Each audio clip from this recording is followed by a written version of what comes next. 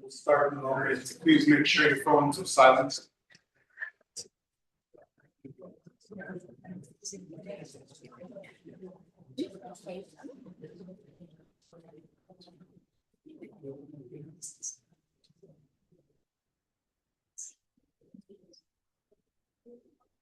We're going to begin our limud with the Ner Neshama, lighting the candle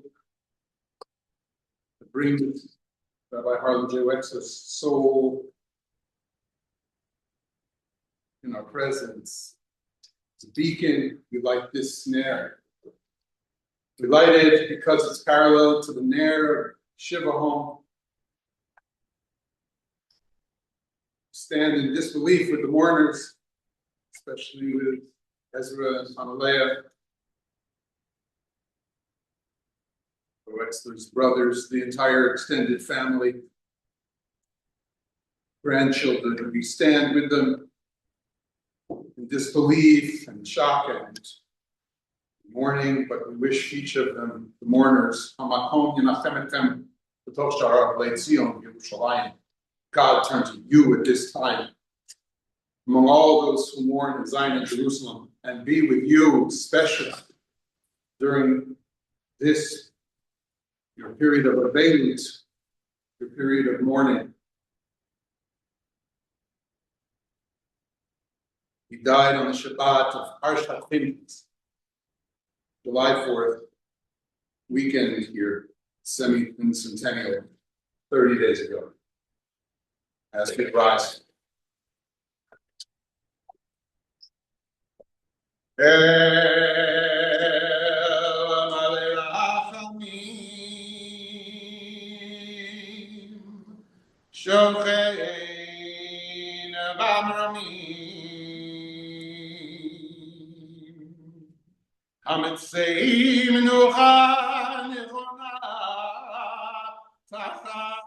כנפי השכינה, במעלות קדושים ותורים, כזוהר הרקיע מזהירים, את נשמת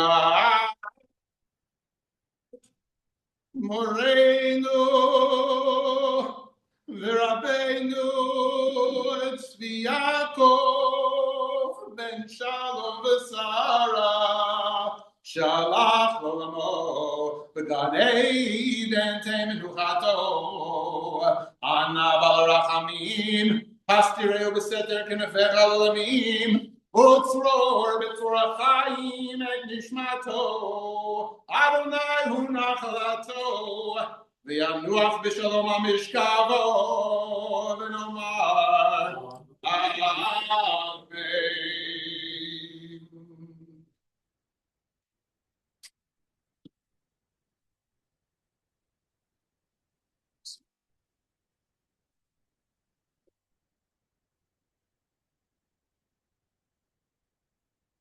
Family needs to know.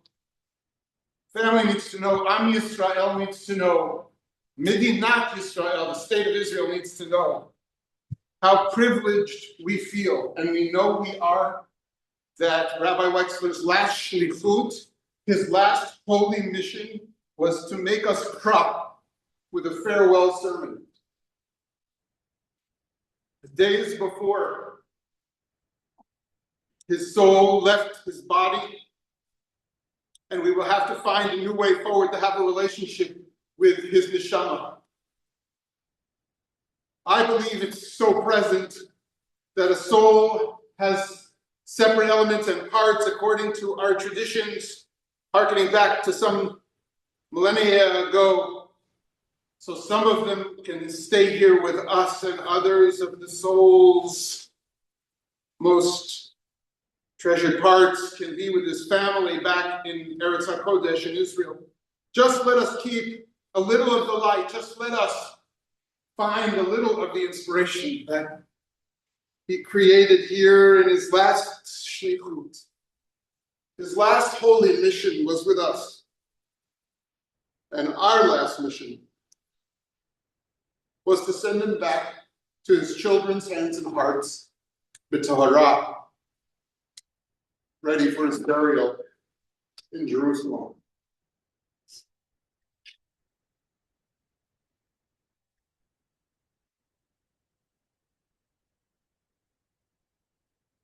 It is our tradition to engage in limud, to learn Mishnayot in memory of those we love.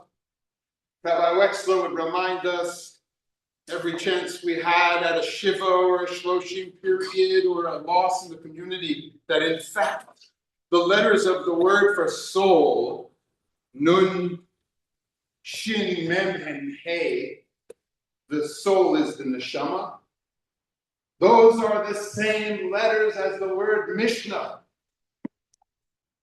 And like with so many of the teachings that he brought forward, the traditions, the invitations to engage and embrace the Jewish traditions that are ours for thousands of years, he gave this teaching over and over again as if it was the life-giving blood, the water drawn from the well that would get us through the times that would be so filled with darkness and thirst. Sama nafshi. My soul thirsts for the ever-living God, for the presence of the people I love, that they've gone from us and been taken from us in body. I long for their souls to be near. And through the Mishnah that has been across the globe engaged and embraced and learned in his honor and in his memory and for chizuk, for strength, that Ezra orchestrated, if I'm help bring people towards, this will be the way we raise Rabbi Wechsler's spirit tonight.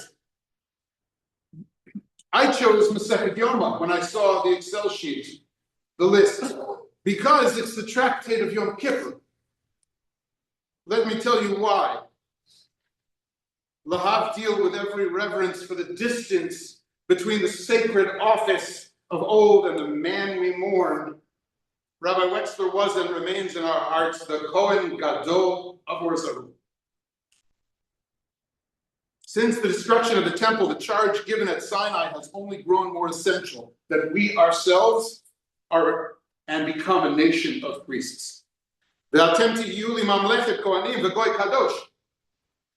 You shall be a kingdom of priests and a holy nation. And you know that Rabbi Wechsler saw everyone as having a Kohenic role to orchestrate the rituals and be part of the religious aspect of the Jewish people, in addition to embracing all the cultural realities and the distinct and unique flavors of what it means to be a Jew, engaged in and embracing the world. That was his magic. He could be all that at once and bring the temple and Jerusalem not only into our hearts, like a Solomon Schechter theory of Zionism, but he made you long to get your feet on the ground in the Ir HaKodesh, in the holy city, to feel the Kotel stones, and to know that you were part of building the city of Zion in our time. The Mishnah in Yoma takes us inside, into the very approach of the Holy of Holies. I started at chapter 5 and into the piece of sacred choreography that I cannot read now without seeing him come through this sacred choreography of the doors of our building. For sacred architecture is built on having layers and levels and doorways to enter, hallways and passages, until you finally find yourself at the Holy of Holies, which is our Ark, Torah, in a Mikdash Me'at, in a small sanctuary. But at the Jerusalem temple, picture this. This is the Mishnah. We dramatize it every year at Yom Kippur, and we bring it to life. Hachitzona hayta frura, frufa min hadarom, v'hapenimit min hatzafon, mehalech beinehem ad shemagia latzafon. The outer curtain was looped open to the south side, and the inner one on the north. He would walk between them until he reached the north. When he reached the north, he turned his face to the south and walked to his left along the curtain until he reached the ark. It's a little bit of a dance into that sacred central space. The Mishnah describes this. And this was Rabbi Wechsler's cheese. The ability to move between worlds without ever losing his footing or his way to the center. A step toward the scholar and a step toward the student. A step toward the lifelong congregant and a step toward the stranger. The Christian colleague, the seeker across the table in an interreligious room. The trip up the mountain in the far east. There are so many paths, he said. He always found the opening and he always arrived at the holy place. He believed in two mandates at once to keep the sanctuary alive. Founding, building, curating, leading a community at our Mikdash Me'at, our sanctuary, congregation or Zarua. His faithful home with those he believed had a mission that would be like no other, that in a world of trending Judaism and going towards L-I-T-E, light, this house of light would bring people back to a substantial study and engagement with practice that was thousands of years old, men and women alike, unique in its purpose and place in New York City. The prophet Isaiah believed that one day, foretold it, the house of prayer in Jerusalem would be for all peoples and nations. Shouldn't it be for all men and women who are Jews seeking the Lord? This is a conversation we had after the first time he went through the book of Isaiah, studying it after his beloved Naomi left our world. And they were such an esteemed couple. Royal leaders, exquisite together. I chose Yoma for its setting, Yerushalayim, as well. The holy city that he loved. He loved living in the old city. And then he loved moving towards the theater and building homes. Seeing Ezra, Micha, and Hanaleah build families and his grandchildren, and to build Zion with their own lives. He used to tell this tale at the Shabbat table.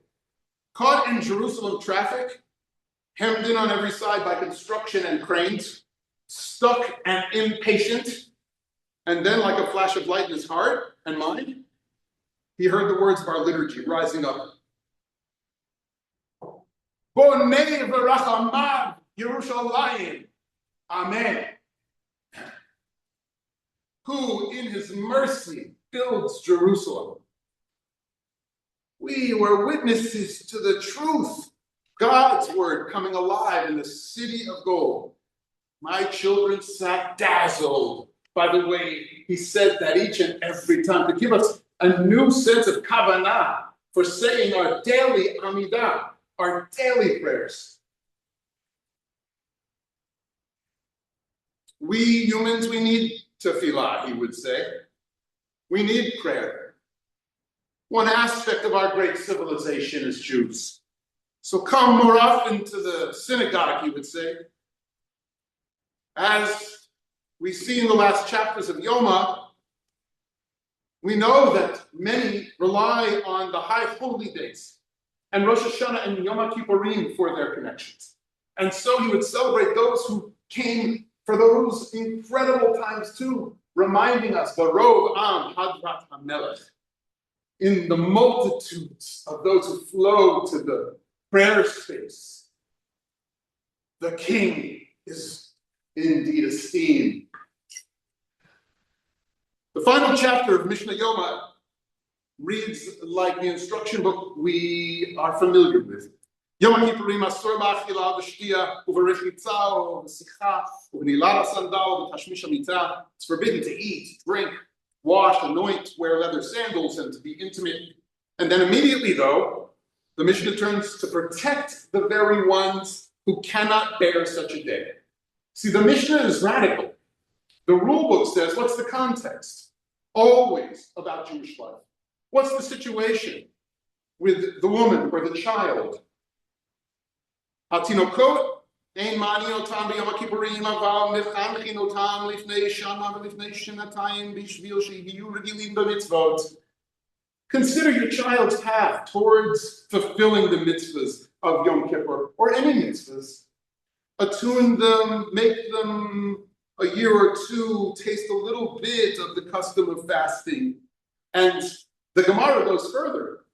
And one who's thinking, no, you know what, I'm going to force my children to fast this year, says, no. If they're accustomed to it at second hour, you're the one to feed them. Don't pass that off to somebody else who just might be eating that day either. You have to be able to stand in your holy place and know that the child, the student, has his or hers. And then, what of the bulmus, the diseased one who is so ravenous? We feed them, and we do it a little differently with a distinction of a date's bulk at a time. A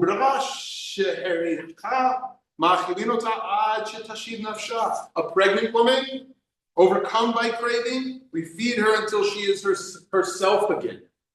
One who is ill, choleh, ma'achilinoto al pi v'ki'im. We feed him on the word of those whose expertise we rely upon. Rabbi Wechsler would turn to the experts of all types, in order to really lift us into the understandings of the texts that we needed to evaluate, in order to bring ourselves to decisions made in the moment based on Jewish law, not prescriptions from cookbooks that had no complexity, tastes and spices of life as we experience it. That was his incredible gift as well, to walk the world as a significant source of the texts themselves, but to attune it exactly to the hearts and minds and souls of we, the people of Israel. Rabbi Wechsler understood this in his bones. He knew that people came to Judaism not as angels, but as human beings, embedded in the real circumstances of their lives. And he met them exactly there, in the context that would lead them to choose freely to embrace the tradition. He wrote it himself in words we will return to in a moment. To be anything other than a vulnerable, mortal human being, quote unquote, would be either to be an angel or to be God. And that is not the name of the game. The tractate turns Avirot sheben adam u'makom, Yom HaKippurim mechaper. If you have a problem with a few sins between you and God, go that direction, pray a little harder. Averot sheben adam l'chavero, ein Yom HaKippurim mechaper ad sheyirchatzeh chavero. You must go make amends with the people you have to make amends with. Pray for the strength to do so in daily prayers. And go out and find a way to make it so. The essence of forgiving is this, Rabbi Wechsler taught in an Orot article in 5756. The essence of forgiveness is this, that the person who feels the pain forgives, and the person who opened the wound is the one to be forgiven. That's a tall order. But you can only forgive the one who hurt you. You waited for that teaching. The way he spoke so beautifully and made for the river of potential soul light that was coming as he spoke words of Torah and taught us Mishnah and the philosophy of our sages. Adonai, Adonai, El Rachum V'Chanun. God, you are a merciful God. Have mercy on those of us who will miss him so. Have mercy on his children and his grandchildren, his brothers, his family, who will mourn him so. Rabbi Akiva, at the end of Yoma, says, Ashreichem Yisrael. Happy are you. Fulfilled are you, Israel. Lifnei mi atem mitaharin, umi mitaher etchem. Who indeed will purify you? It is only Avichem b'shamayim, your Father in heaven. I have to imagine that the tradition knew full well that children, grandchildren, when they read the word Father in the liturgy, will make a direct connection with their beloved Abba. I imagine that at the end of the Masechta of Yoma, we're all seeking purification, to have a living relationship with the Holy One of Israel, or to be in some way just open for a moment, to be divinely inspired, and to open the gateways and the pathways towards connecting to the souls of our teachers, the soul of our rabbi. That is also a great purpose of prayer and of Yom Kippur.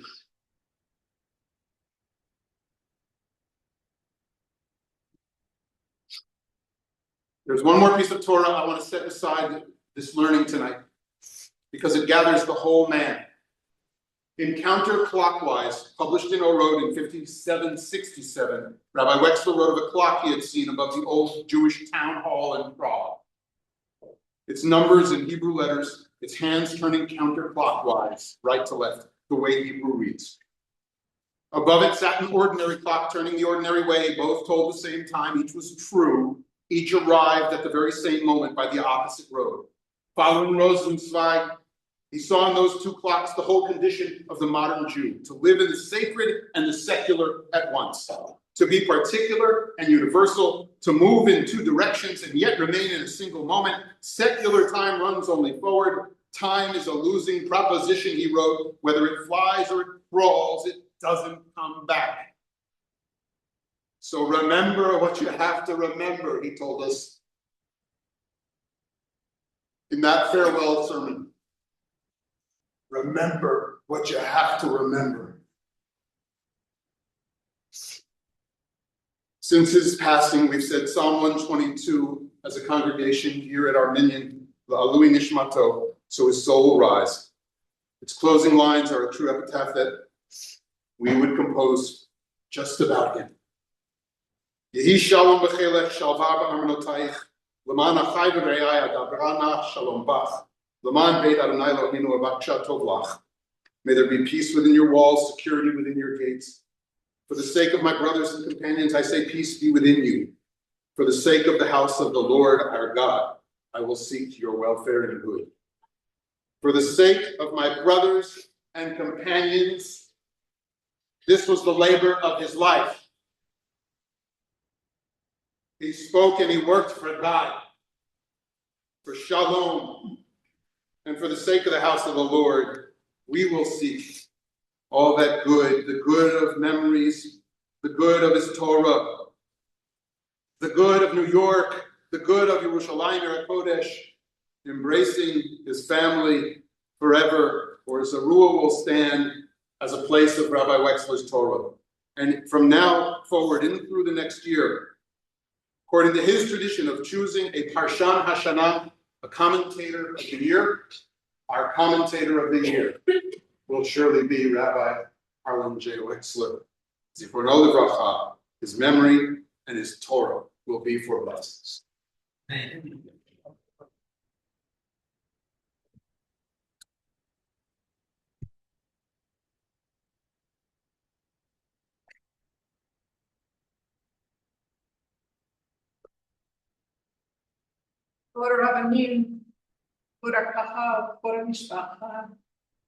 I have to say, I felt both honor and a lot of trepidation being asked to share my thoughts tonight.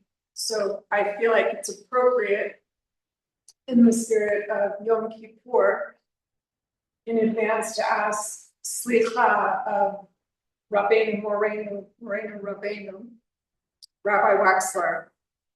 I'm going to do my best. So I'm someone who doesn't always remember specific conversations, wordings, phrases. What I do remember are character traits, are the larger lessons that someone leaves me with, whether intentionally or unintentionally. So I'm going to focus on Rabbi Wechsler's character through my interactions with him, inspired by the Mishnayot, which I had the privilege of studying in his memory.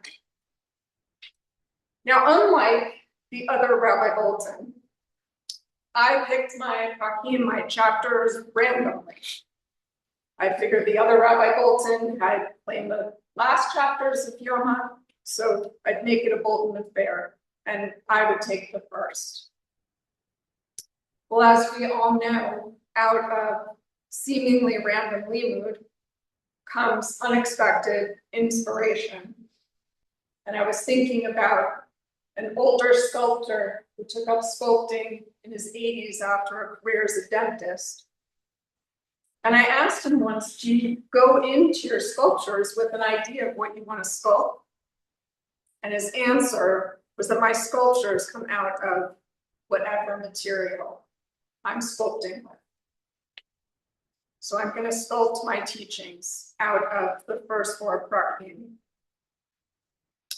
So I was inspired by this learning to reflect on three character traits, three lessons that for me encapsulate a slice of what Rabbi Wechsler gifted me and so many of us in life, and really demands of us to continue along.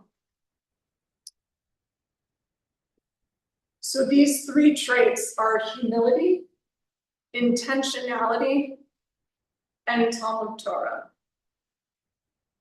So we're going to start from humility. We're going to go from clothing to humility.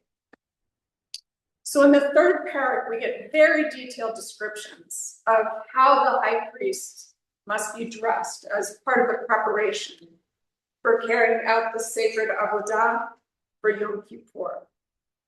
There's different garments worn at different stages. They need to be crafted out of specific materials, colors, donned in a specific order. There was even a dispute, was it Pelusian linen? But how much was it worth? And Rabbi Meir said, no, it was worth this. But the point is, there was great attention to these garments. And to me, these details are not just about the frivolous details of dress, but it was about the honor and humility that the high priest felt and needed to feel standing before God. So Rabbi Wechsler, as all of us experienced, was a snazzy dresser. Actually reminds me of my father, Rabbi Harlan. Always put together, yet in a unique way. He was never flashy, and it never felt like, even when he was very much in style, that that was his intention. It was rather that he comported himself, both on the outside and through his inner being, with a sense of tzimtzum and humility. Whether he was walking down a street, having run an errand, whether he was in shul, the way that he dressed made a statement regarding the yirah with which he always stood before God, no matter what he was doing. He was always dressing for that occasion, not to invite the compliments of others, but rather to show the seriousness and the humility that he felt always before the Kodesh Baruch. So the second character trait that I thought of was intentionality. Whenever I spoke with Rabbi Wechsler, and I will confess that in my first few months, I was a little intimidated, though I shouldn't have been. He amazingly welcomed us and our family and helped our transition to become part of the community here. Whenever I spoke with him, he was fully present. Whether it was a casual conversation at Kiddush, not that we ever had casual conversations, they were intentional, or around his Shabbat table, his beautiful table in always that he built with Naomi, Alayla Shalom, or if it was after Tefillot, if I was able to catch him before someone else did, to ask him a question about the Parsha, or some ethical or existential God question that either I was struggling with or that had been brought to me by one of my patients. Rabbi Wechsler listened. He responded intentionally. He was not one to ever talk just to talk. He spoke when he had something to say that he thought the other person needed to hear. Whether that was affirmation or gentle tochacha, a gentle reminder to be different. He had a gift of being able to discern what we needed in a particular moment. He understood people, he understood our relationships, and I felt he understood me. And this came out through my learning of the second parak in a somewhat roundabout way. There's a whole explanation and story about how do they decide who gets to do the tasks that prepare the altar and the high priest for doing the avodah of Yom Kippur. So clearing out the ashes, whatever job it was a coveted job. And originally, it says in the Mishnah, anyone who wanted to do it could do it. If there were a lot of people, they would run up a ramp, and whoever got there first got to do it. But of course, there was a problem, because as is human nature, there were fights over who got that privilege. So much so that the Mishnah actually shares an anecdote that one time 2 people got to the altar at the same time, knocked into each other, and one of them, the Mishnah says, fell and broke their leg. So understanding this human nature of competitiveness and challenges that we have treating each other with kavod, there was an intentional process instituted so that everybody could do their job intentionally without focusing on the competition of who would get there first. So to me, I learned from this Mishnah an intentional understanding of human needs, human flaws, and human potentials. So the connection to me for Rabbi Wechsler is the way I experienced his approach to relationships, the intentionality with which he spoke, with how he comported himself according to what each of us needed in a particular time. And personally, not just me, but our family was blessed to experience this, not only when he spoke with us, but with our children throughout the years and their many developmental stages of many kids. And he was able to listen and to share with them in common in the way that they needed to hear.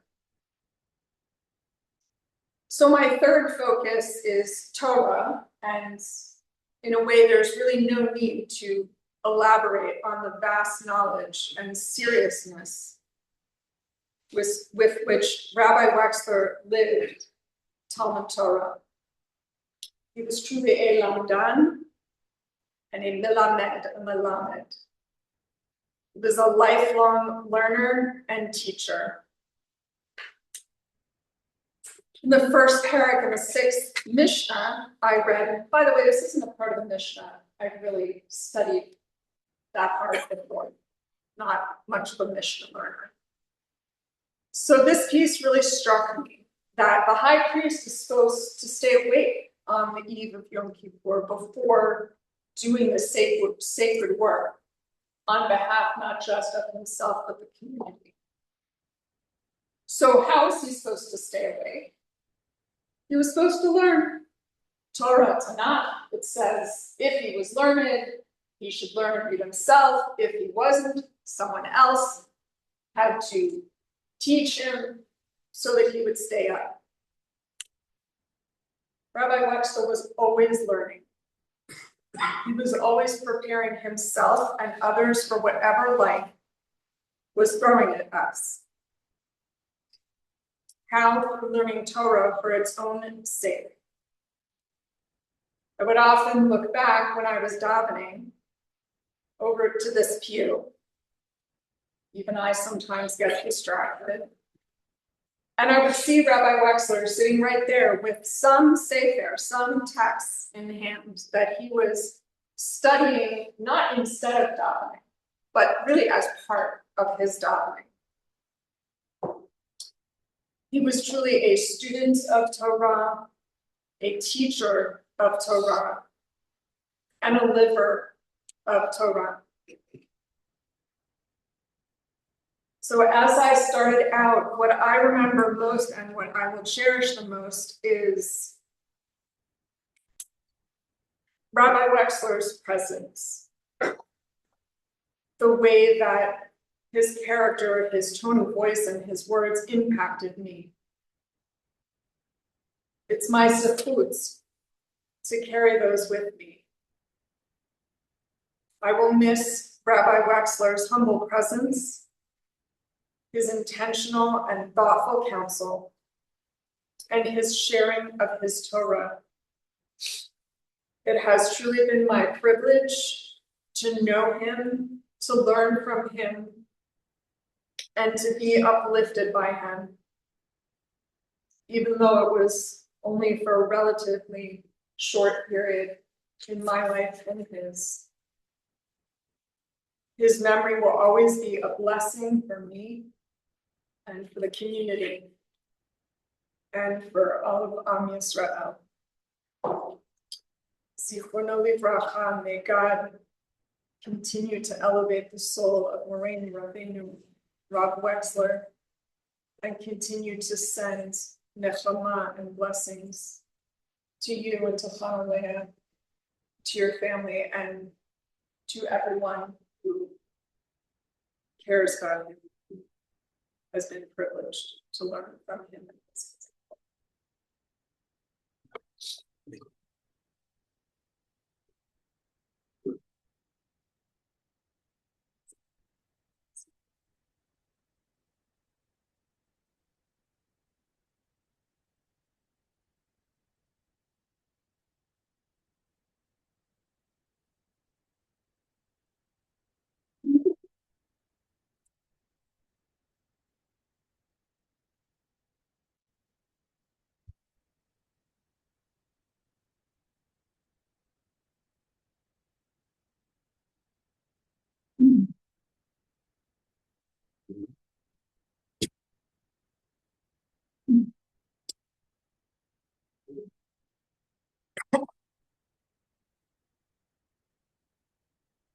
You know, we all want to live forever, but let me tell you, this old age thing isn't easy.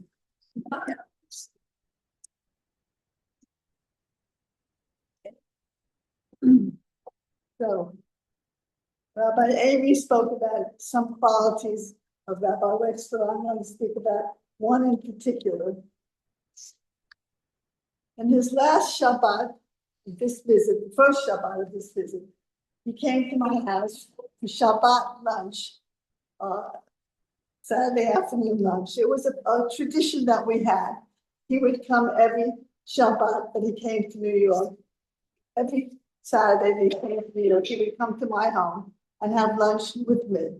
He would stay for 4 or 5 hours, and we would just talk. We'd gossip. We'd talk. We'd catch up on everything there was to catch up on. And so that first Shabbat that he came to New York, on this last visit, he came to my home, as always. And we had the whole Shabbat thing, the 2 challahs and the kiddush and the chicken that he loved. And I had a special goblet that I used for him, that I filled all the way up with sweet wine for kiddush, sweet red wine for kiddush. And he would drink the entire goblet, and he would smack his lips afterwards and say, I just love sweet red wine for kiddush. You know, a lot of people in Israel use dry white wine or dry red wine, any kosher wine will do.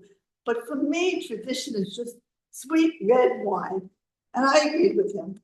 But I thought to myself, this man sees everything good about everything. He is so filled with enthusiasm for the sweet red wine. And I thought about his teacher, Rabbi Abraham Joshua Heschel, with whom he studied at the rabbinical school at the Jewish Theological Seminary, and with whom I studied at the seminary college. And Heschel saw everything as ineffable, not everything, but so much as ineffable in mind. In fact, he used the word ineffable so often that some of us less nice students would make fun of it. But he spoke of the ineffable, or a sunrise was ineffable, a sunset, the stars. You could not describe the feeling of them. And I felt that Rabbi Wechsler had that same attitude. Not that he got it from Heschel, but he had that attitude, that everything had something special. Everything was to be enthusiastic about, even a cup of dry red wine. I'm sorry, a sweet red wine. He had come from Israel, and he said to me that he had post-traumatic stress syndrome because the war had been on and the rockets were falling, and those of us who live in the United States, you know, not experienced rockets falling. And he would go to a room in his beautiful apartment in Jerusalem, but it was not really a safe room. And he'd have to go to neighbors or go someplace else. And it really stressed him out. But he said, within the next breath, you know, it's calm now. The war is over. And the symphony orchestra is playing again. And the opera is performing again. And I went to both of them. And it was so wonderful. You all remember his gestures. It was so wonderful. It was so beautiful. I love the opera. I love the symphony that I saw. He took such pleasure in that. I asked him about, he was on his way, he was going to spend his summer in Maine at the home that he and his beloved wife, Naomi Zipporah, had gotten some years before. And I said, do you have any Jewish neighbors? He said, no, none of them are Jewish. And he told me a story. And he said, we just love that area. It's sparkling, but it's green trees, air is clean and beautiful. And we loved it, and we wanted to buy the house there. We were a little bit concerned about anti-Semitism because we knew that there weren't many Jews there, but we still wanted to buy it. And he told me a story of a man from the area. I think one of the leaders of the community there. He was either interviewing the Rabbi Wechsler or just speaking to him, I don't remember. And he said to Rabbi Wechsler, what do you do? And Rabbi Wechsler said, I'm a teacher. He didn't want to, let on too much. I'm a teacher. He said, well, what do you teach? Where do you teach? College, high school? He said, well, I'm actually a clergyman. He said, so the man said, oh, and where is your congregation? Is it Protestant? Is it Catholic? Is it Presbyterian? And finally, Rabbi Wechsler said, well, it's a Jewish congregation. And the man said to him, oh, you're a rabbi. That's wonderful. Welcome, Rabbi. Welcome to our congregation. And he loved that. And he said he loved the people. They were so different from him, so different from Naomi, but he became part of that community, totally part of it. In fact, he said there was an email this that week, something was going on and they wanted his decision about it. And there were people, they were oyster farmers and I don't know what, working people. But he loved them and he decided the same enthusiasm for them as he had for the people who were his closest friends, Jewish people who met in his congregation. So filled with enthusiasm. He brought that same love to his studies. After Naomi died, it was a great tragedy for the family. She was wonderful. He decided to study the Nevi'im, that's the Tanakh, the second book of the Torah, with all the book of Samuel, the book of Kings, and all the apostles, and decided to go through all of that in honor of Naomi, in memory of Naomi. And he did. He studied all the whole book of Nevi'im, of the Tanakh. But he was particularly, as we heard, taken with the book of Isaiah, which is Shayahu. He loved the book of Isaiah. Now, I have to tell you that that book has the hardest Hebrew language you can imagine. There are words that even to this day, great scholars cannot interpret. They're so difficult. But he studied everything. He studied what every scholar wrote about every word, about every paragraph. He was so enthusiastic about Isaiah. And he had planned to give a talk in this congregation in the fall about, I think it was going to be related to chapter 6, where Isaiah gets his calling as a prophet. And Isaiah has a vision of God sitting on a throne with the seraphim, the angels around him, and they're saying, Kadosh, Kadosh, Kadosh, holy, holy, holy, with words that we use in the Amidah. And Rabbi Wechsler is going to define and discuss this. I thought it before. I'm hoping that Rabbi Bolton and Ezra can put together his notes so that we will hear them. But again, it was with such love and such enthusiasm. You could just enjoy it yourself because he loved it so deeply. And of course, his greatest enthusiasm, among his greatest enthusiasm and wonders and love, was the formation of this congregation. The group of us who formed it, we're not the closest of friends. We were all people who knew each other from Park Avenue Synagogue, and we knew him. But what we knew was that we wanted to make a different kind of congregation, something that was traditional and conservative, but men and women would be equal, and yet we kept up the tradition. We study in Hebrew. We would read the entire Torah portion each week. This group would meet at the Albans' home regularly, and sometimes at the Wechsler home, and he would be part of it. He was self-involved and so enthusiastic. He always listened to everybody else's opinions, and then he would give his opinion. And of course, his opinion was the one that prevailed, but not always, but mostly. But he loved the group. He was so happy and so filled with wonder that he and this group was forming its own congregation. It was something so marvelous in his mind. It was, again, so wonderful, as he would say. And he was so involved in this. It was all part of this enthusiasm and this love he had for everything in the world. Each week, each time he came to the this tradition we had when he would come to me on Shabbat, he would bring me a little gift from Israel. Sometimes a bottle of olive oil, sometimes a special date syrup, often candy because he knew I'm a great dresser and I love sweets. And this time he brought me a box with the biggest piece of chocolate halva I've ever seen. It was delicious. I love halva. And he did also. And we had some of it for dessert, along with the other desserts I had prepared. And then we looked at the box, and he was particularly taken with the box that this had come in. He had bought the halava at Machane Yehuda, which is, you all know, is a marketplace in Jerusalem. And it came in this box that had Hebrew writing on it. And the box said, Merkaz HaHalava Ba'olam, the halava center of the world. And now my Wechsler said, isn't that wonderful? You know, a person could be a physicist, a great physicist, or a great doctor, or a great rabbi. But here's a man who is happy. He is the halava center of the world. That's a wonderful thing to put that way. It's such a terrific thing that people are all happy with what they do. There's a place for everybody in this universe, this wonderful universe of ours.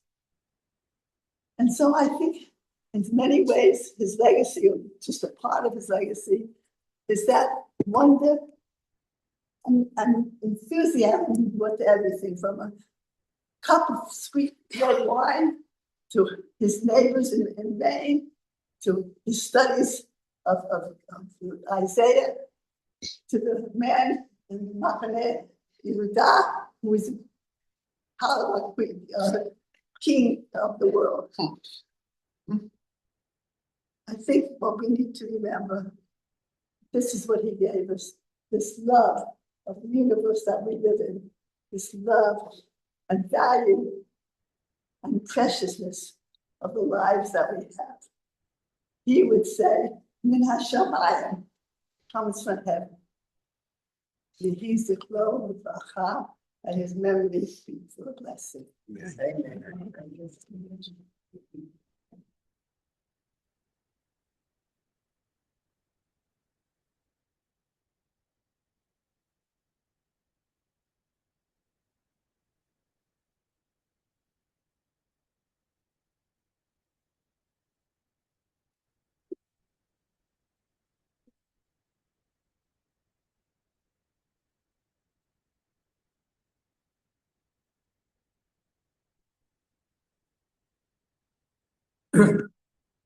My last conversation with Rabbi Wechsler, I must say I still find those words painful to say, hard to believe. In that conversation, we discussed what he was working on. And it was just as Francine said, he said, I'm working on a piece about the prophet Isaiah, whom I regard as the greatest of prophets. I was thrilled to learn about one of the three major prophets that the rabbi had chosen to focus his time, his analytic gifts, and his care. I told him I couldn't wait to read it. After his passing, I asked Ezra if he had the article on mentioned, and could I read it? Not yet, said Ezra, but I eagerly awaited his reply. And so when Ezra asked me to speak this evening, I decided I should say something about the prophets in honor of Rabbi Wechsler's special interest in them, to explain why I was so excited that he had written that one. When I refer to the prophets, I'm talking only about Isaiah, Jeremiah, Ezekiel, and the 12 minor prophets, who all, except Jonah, left us self-contained books of prophecy. There were many other prophets in the Bible, first and foremost Moshe Rabbeinu, but also David's court prophet Nathan, Elijah, the great antagonist of Ahab and Jezebel. But they did not leave us books of prophecy, as the canonical prophets did. I can readily understand why those books drew Rabbi Wechsler's special interest. Isaiah, the all 14 of them, combined religious instruction, spiritual inspiration, historical narrative, and supreme literary mastery in a single package. They are among the glories not only of our tradition, but of world literature. Their religious and spiritual significance is self-evident. They present themselves as literally the words of Hashem, spoken through men who he has chosen as his vessels. Although there are differences among them, to my ear, the great common theme is the constant reminder we are a covenantal people. If we meet our obligations to forsake idolatry, worship the one true God, observe his rituals, deal honorably with one another, generously where we can need him, blessings and compassion will follow. But, as they graphically depict, dire consequences will ensue if we violate our commitment to honor those divine commandments. Thus, to my ear, the great religious lesson they teach is that notwithstanding the dangerous world we live in, our destiny is in our hands. Historically, the canonical prophets bear witness to what was indeed a dangerous, turbulent, and deeply consequential period of roughly 300 years. From the time of the first prophets in the mid-8th century BCE, Amos, Micah, and Isaiah, who lived through the life and death of the northern kingdom of Israel until the late 6th century, as the kingdom of Judah falls to the Babylonians, who in turn fall to the Persians when Jeremiah and Ezekiel. Empires rise and fall on the prophet's watch. Some, including Isaiah, are active participants in these tremendous events. And through their books, we experience these fraught times and are given the opportunity to learn from them. And the prophets express these religious teachings and warnings and historical accounts in vivid, poetic, memorable language. Language of, here I quote, blazing heat, pellucid clarity, which is the phrase Noah, also recently part of Noah Bedourit's used to describe the minor prophet Nahum in Norman's wonderful book of Prophets, which I highly recommend. The familiar phrases that have entered the language: keep their swords into plowshares, let justice roll on like a river, their old men will dream dreams, the young men will see visions. These only scratch the surface of the literary greatness of their books. Considering their high merit, though, it has seemed to me, ever since I read Norman's book 25 years ago, that it's a great shame that in our customary Jewish lives, we encounter these works only in the excerpts from some of them that are read as Haftarot. So we do not encounter them in their full breadth or experience their cumulative power. It is a little like reading scenes from Shakespeare, never seeing the plays. This was not always. It was once a practice of reading and studying prophetic books at the end of the weekday Shacharit service. But almost nothing is left of that ancient custom. All that remains is the brief Balatzion passage, 2 verses from Isaiah, that we read shortly before reciting the Eleni.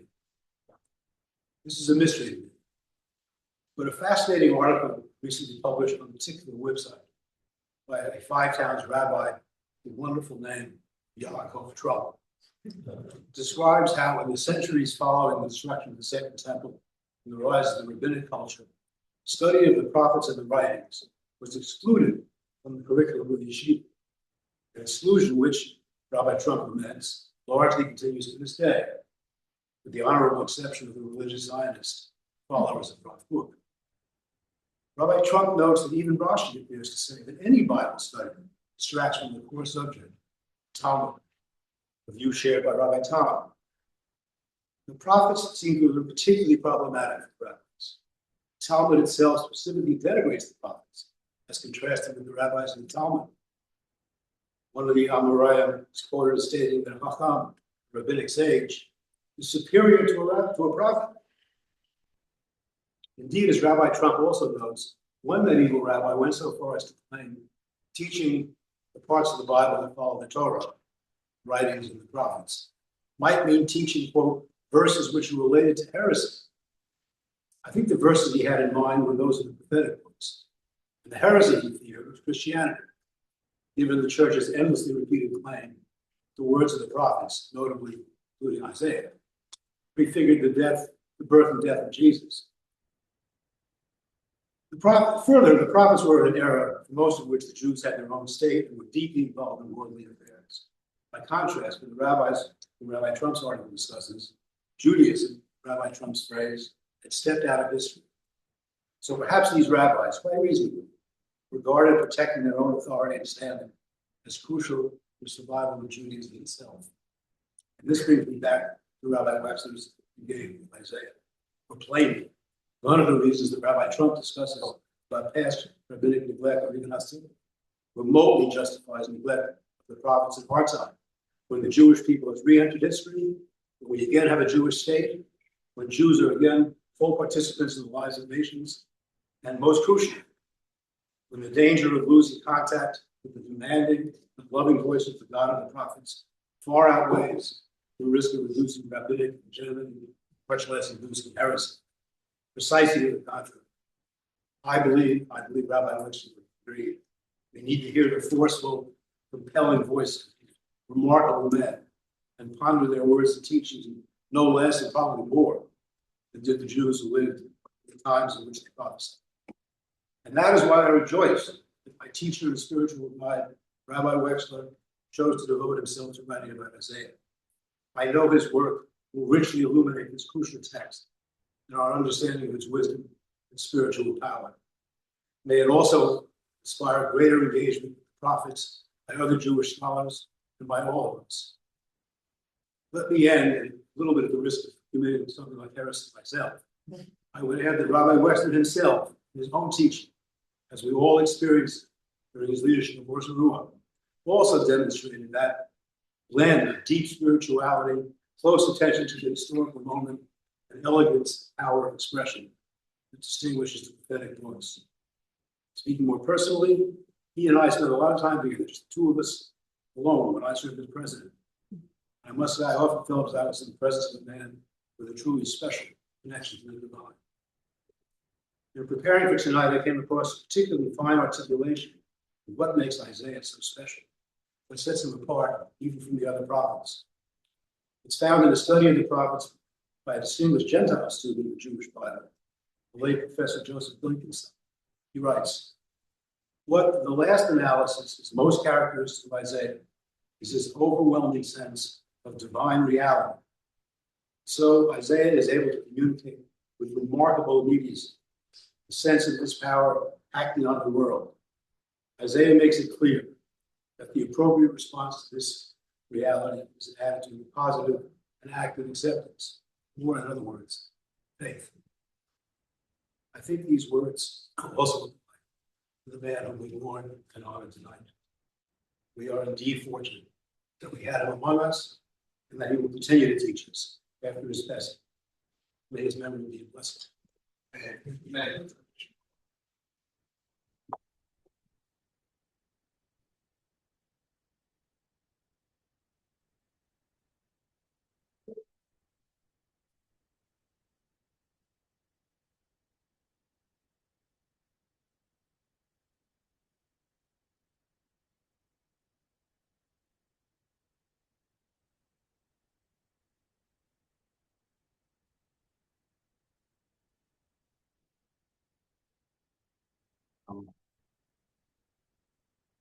Shoot, my dear friends, and Scott, and Bolton, and my dear friend of,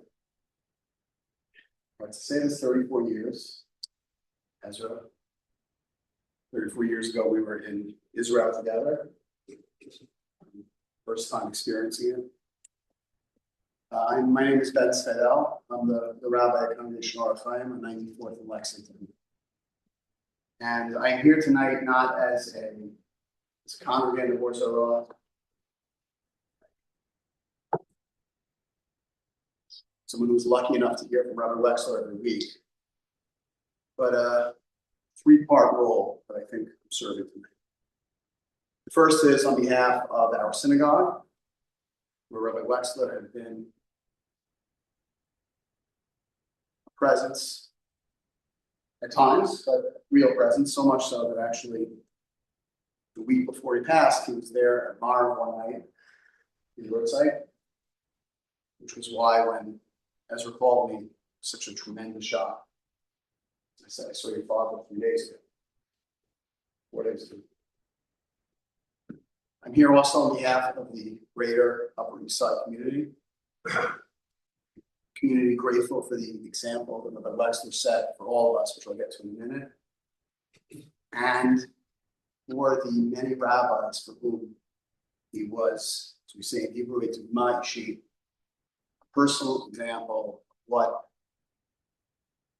a real, committed, deep sense of mission, deep sense of purpose, or as Rabbi Soloveitchik would say, a sense of shlichut, the agency in life. And so I'd like to say a few words about that tonight in his honor.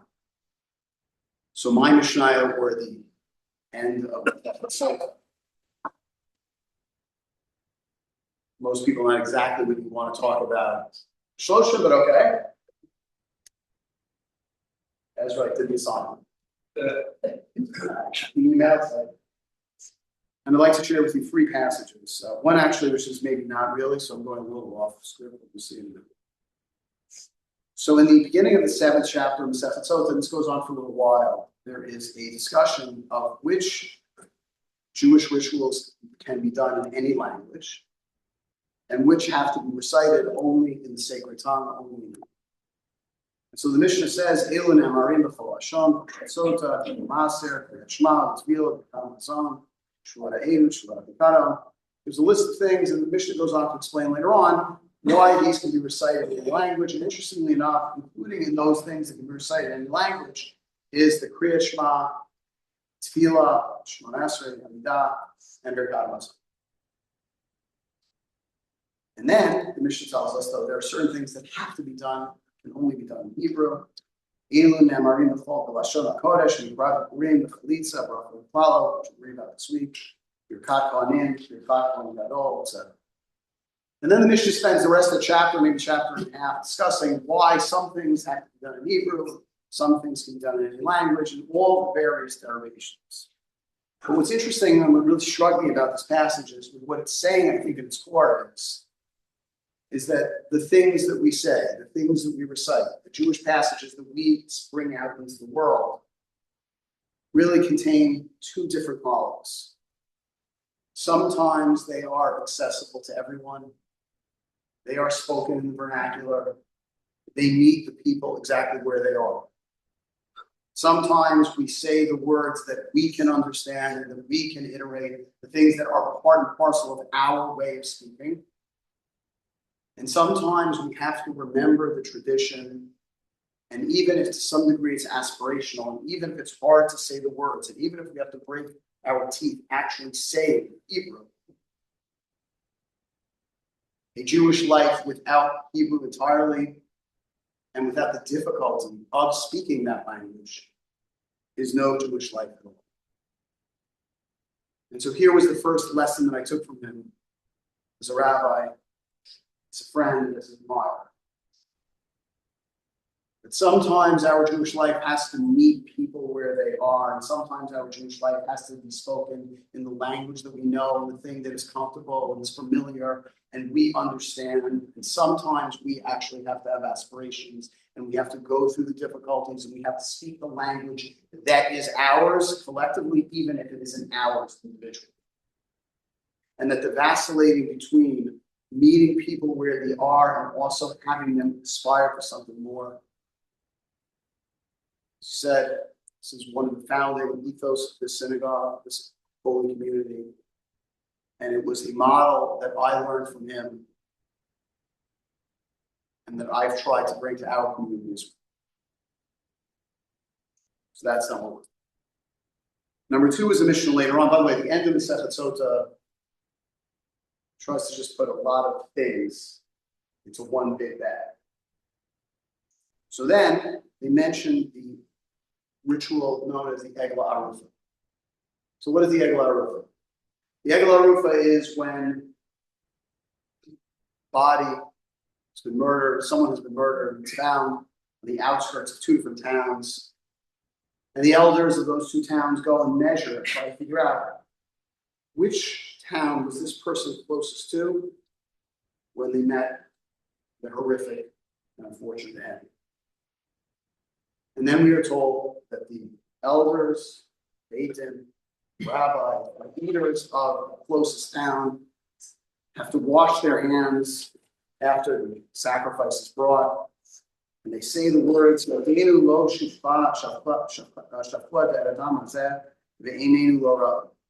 our hands did not spill this blood, nor did our eyes see. Now the mission is bothered. It says as follows. Do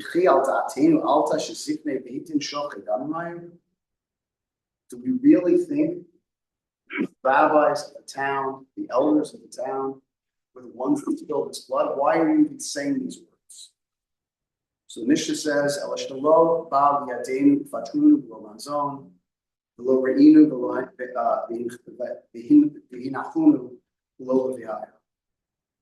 you know what it's saying is that this person didn't come to our city and we had them leave without food or without an escort out of town. And the Tiferet Yisrael commentary says, what does it mean we let someone leave where we were without food? Then either they would be too weak to fend off attackers, or as in the way of desperate people, they would do anything in order to eat. What does it mean that we didn't make sure that they left without someone escorting him? Because we know people are most vulnerable when they travel on dangerous roads alone. The implication of the mission, of course, is many, many implications. One is that if the elders of the town could not say this, then they could not make the declaration, and that they actually bear some guilt, even if they didn't do anything directly. And that to be in a position of leadership means that you have to take care and concern for all of the needs and all of the well-being of the people, not just who live here, but who are there for even a short amount of time. The implication is also that now that we know what can happen, we have to set up a world and set up a society and set up a community that takes care of all of people's needs. That doesn't say that this isn't our responsibility, this isn't important for us. But just like their neshama is important, their goof, their body is important as well. And that to be not just a community, a kilah, to be a kilah kadosha, a holy community, you have to bear and understand all these things and have them be the way that you live day in and day out. And this too was something that I learned from Rabbi Wechsler. The sense of responsibility, not just after the fact, but proactive. The fact that concern for another human being is something you have to seek and think about and pay attention to in all aspects and all matters. And then only then can you even have the havana, the thought of being able to say, well, this wasn't our responsibility. But if not, then you have to ask yourself the question, what am I doing and what have I done? And God forbid, what could have I done? So that was number two. So let's get to number three. So number three, I'll be honest with you, the Sechet Sota ends on a real down note. It's maybe one of the most depressing endings of any of the tractates of the mission. So if you want a good time this Saturday night, I would advise you not to read it. It's not gonna, and the mission actually gives you a whole list of all these various different rabbis, all these different sages, and when they left the world, then their quality trait was no longer. And it ends with this description about the difficulties and the pains and sufferings that will come at the end of the days. So someone wisely said, you know what, let's not end this way. Let's add another statement, which is not part of the mission. This is a bit of a bummer to end the mission. And the statement they chose was a very famous braita from Rabbi Pinchas ben Yair. And the braita of Rabbi Pinchas ben Yair says, Rabbi Pinchas ben Yair Omeres, Rizud, Mivea, Mivea Lite Mikiyun, and Mikiyun, Mivea Lite Tara, the Tara, Mivea Lite Prishut, etc., etc. This is a very famous Mishnah, very famous braita, Rabbi Pinchas ben Yair, where he gives you a slow, incremental, step-by-step process for how one can lead a spiritually elevated life. You start by being careful, then you have alacrity, then holiness, then you feel heaven, etc., etc. Eventually, you're told you can get to Ruach HaKodesh, and then even Tchiyat HaMeitim, and then the Mishnah ends, Tchiyat HaMeitim B'alei Dei Eliyahu Zachor Latov. The resurrection of the dead will happen through the prophet Eliyahu. Maybe blessed, maybe his memory be a blessing. Here, of course, this is added to this Mishnah because the Mishnah ends on this terrible note about death and destruction and exile. Here we have a promise of a better world. Now, the most famous iteration of this mission, or this braita, is the famous, very well-known Sefer, Ezra and I also studied EMT together, the Mesilat Yesharim of Rabbi Moshe Chaim Lutzada. And Rabbi Moshe Chaim Lutzada takes this statement of Pinchas ben Yair and tries to make this into a spiritual guide for how to live an elevated life. It became the classic in the years since it was written. And he writes as follows at the very, very end. Several of my teachers pointed out, the shame is that very few people actually get to the end of the book. He writes as follows. It is evident that each individual needs correction and guidance according to his particular trade and occupation. For the way of piety appropriate for one whose occupation is Torah study is not the way of piety for one who needs to hire himself out to work for his fellow. Nor are these two ways of piety appropriate for one occupied in business. Similarly, for all other various affairs of human beings in the world, each person, according to who he is, will the ways of piety be suitable for him. This is not because piety varies. It is for certainly equal for everyone, since piety is nothing more than is doing what is pleasing to one's neighbor. Since the subjects vary, it is impossible for the means which bring to this goal not to vary according to each individual. Point being, of course, is that there are so many different types of people in this world. As a matter of fact, the greatness of this world is the uniqueness of each and every person. And each and every person's path is not the same, it cannot be the same, it should not be the same. But to have a real, deep engagement with Torah and mitzvah and lead a spiritually elevated life, not despite who you are, but because of who you are, not despite where you came from, but because of where you came from.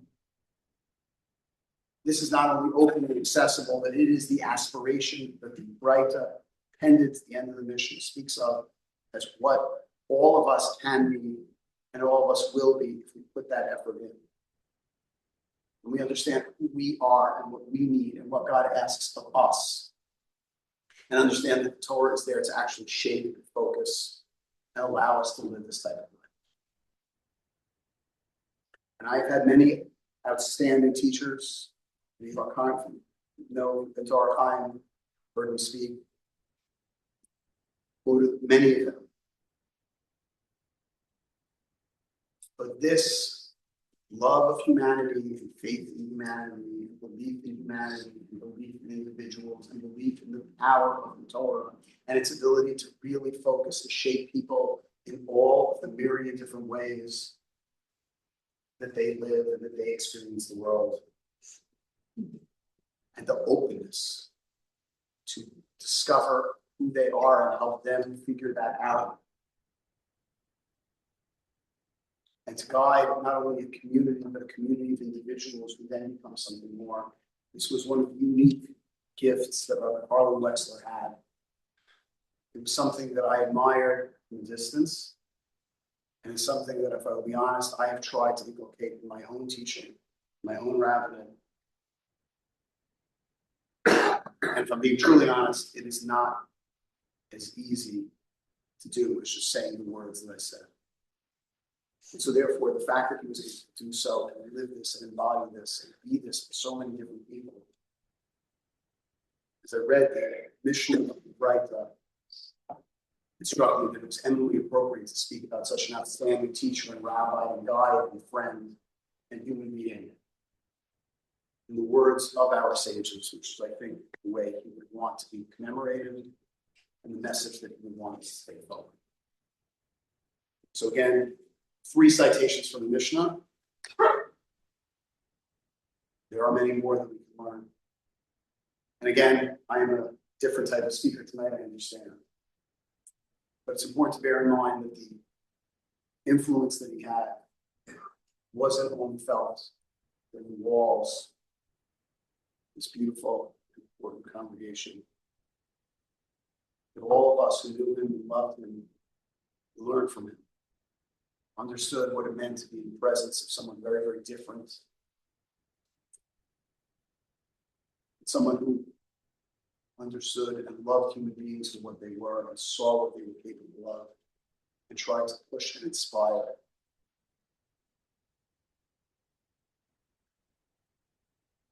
It is a lesson that I hope I have learned and I am able to teach as well. And it was a tremendous bracha to have learned it from him. He said, "Oh, I love me, and I'm going to be free."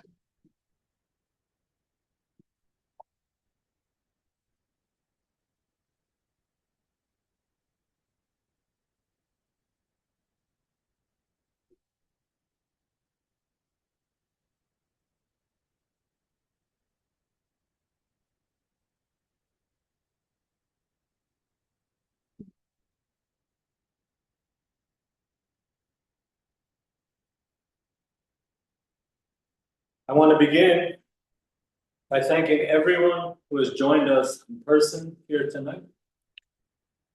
For my Abba Sheloshim, as well as those watching online. Thank you for honoring the memory of my father and your rabbi. And thank you for listening intently to the Torah and the words of tribute being shared here at home, congregation or Zarua. It is important for me to stress as well that although she is at home in Israel and not here physically, these thank yous flow not just from me, but from my sister Chana Leah as well. And the two of us hope to share in future memorial events here together in New York City. A special thank you as well to Rabbi Scott and Amy Bolton. First of all, for carrying on the torch, but also for having been so incredibly supportive of my sister and I right from the very beginning of this sudden and tragic turn of events. I also want to acknowledge the presence of my uncles, my father's brothers, Richard and Barry, who are here with us tonight. It is a great honor for me and for my father's memory that you have come and joined us here in Zarua for this Sheloshim event. And a couple of apologies. So many of you in the United States, Israel, and around the world have reached out with words of comfort, shared memories and blessings of strength. To those that I have yet to respond to, I apologize. In due time, I will endeavor to reach everyone. I only desire to respond as I know my father would have. Consciousness, wisdom, clarity, and respect. One other apology going off script is that there are also other people here tonight who should be speaking as well, who knew my father deeply and valued him and treasured him. I only hope to honor you in the future as well and to hear from you as well. I find myself humbled to be standing on this particular part of the bima, possibly for the very first time. My place was over there, and my Abba's place was over here. We were so often a team. As anyone who ever attended an Zarua congregational Seder would know. Yet today I am forced to forge on, alone here in body, but forever united together in spirit. I would like to begin with the following. During the very early years of Zarua, I would often bring home new songs that I had learned as a B'nai Akiva summer camper at Camp Moshavah. One of them caught my Abba's attention, and wanting to make it a prominent part of the Zarua liturgy, he suggested that we sing it as a duet during Shabbat morning services. And so we did. Just this past Shabbat, that very same tune was sung right here. And while standing there and listening, I wondered to myself, if after all these years, anyone else remembers how it all began. I share it with you now, and I ask you to join me. Ki lekachta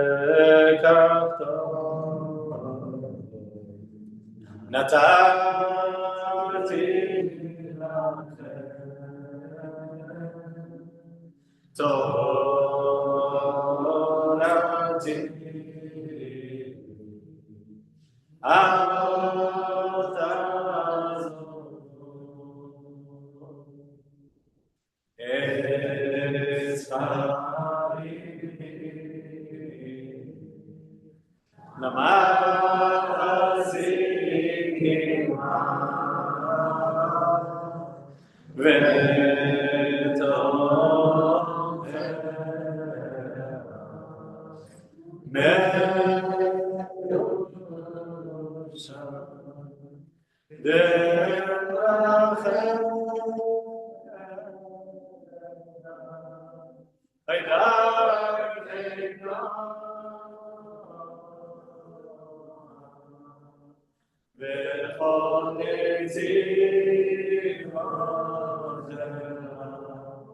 Shalom. Ashirenu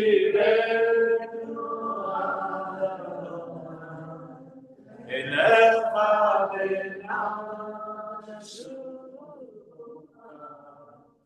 V'adei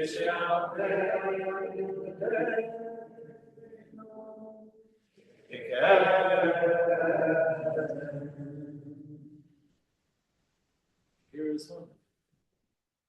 The text begins. I want to share with you tonight reflections about my Abba, as expounded through the very words of the prayer that we were just singing. The uplifting text that regularly accompanies the return of the Torah back to the Ark, after it has been publicly read. The text begins, Uvnucho Yomar, Shuva Adonai, Rivavo Alfei Yisrael. When the Aron HaKodesh rested, Moshe Rabbeinu would say, return, O Lord, to the myriads and thousands of Israel. The word Shuva, return, stands out within this verse. My father was a Baal Shuva, but in a deeper sense than the classic simple understanding of a returning to observant Judaism.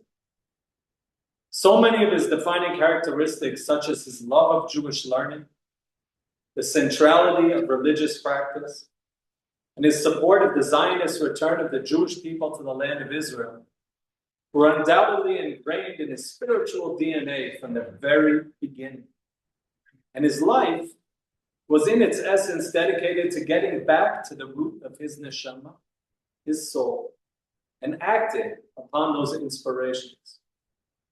What that meant practically was a winding journey that began in Hebrew school in Malvern, Long Island, before eventually bringing him to Harvard University, where he rose to become the president of Harvard Hitler. It meant getting on a boat for 3 long weeks in 1966 to arrive at and encounter the reality of the state of Israel, and intensive textual study by spending a year at the Hebrew University in Jerusalem. It meant subsequently enrolling at the Jewish Theological Seminary and entering the rabbinate. And years later, it also meant making the groundbreaking decision to found Congregation for Zarua. On the surface, these were all radically divergent decisions from his upbringing. But from my perspective, they were not irrational stabs in the dark. They were my father logically and consciously returning to the roots of what his life was always destined to be. Kuma Adonai limnuchatecha, ata v'aron uzecha. Arise, O Lord, unto your resting place, you and your ark of strength. Kuma, this is King David. Arise, this is King David, entreating God's presence to find a permanent and sanctified space, for God to enable his people to crystallize their beliefs beyond the realm of ideas and into the practicalities of regulated and daily worship in a permanent home. The founding of Or Zarua began humbly around the table in my parents' living room. I think we said also in your living room, and some of the others here. It graduated into the halls of the 92nd Street Walk and the nearby office space at 1384 Lexington Avenue, before encountering a critical juncture in its growth where fateful decisions had to be made as what to do next. The comfort zone of keeping things the way they were was attractive to certain men. But my Abba didn't think in comfort zones. He thought scripturally. He thought, Kuma Adonai limnuchatecha. He told me about one extremely prominent member who said to him, if you proceed down this path of buying a building, you will fail, and your whole enterprise will collapse. Well, this man may have been a titan of industry, but my father was a titan of faith. The decision to buy a building was the right thing to do. Not to mention that he knew he had King David firmly in his corner. Kohanecha yilbeshu tzedek v'chasidecha yiranenu. Let your priests clothe themselves in righteousness, and let your devoted ones sing in joy. My father spent deeply valued time with my family and I at our home in Tekoa, nestled in the Judean foothills on the edge of the desert. Thousands of years ago, a prophet named Amos lived in our same town. And when Martin Luther King delivered his I Have a Dream speech in 1963, it was Amos he quoted in saying, "Justice rolls down like waters, and righteousness like a mighty stream." My father's consciousness of the centrality of justice undoubtedly grew out of his living through the throes of the civil rights movement. He was a student of Rabbi Abraham Yoshua Heschel, and of other great teachers who did not just teach Torah, but believed that it could be reflected through a person's midot, their character traits, and their actions. V'chasidecha yiranenu. Some of my earliest memories are marching with him down Fifth Avenue in support of freedom for Soviet Jewry, and at the annual festive Salute to Israel parades. Throughout the years, he championed the doing of chesed, engaging in community activism, and he helped organize prayer rallies that supported the Jewish community of New York City, as well as defended the rights of the sovereign state of Israel. Ba'avur David Avdecha, al tashev pnei meshichecha.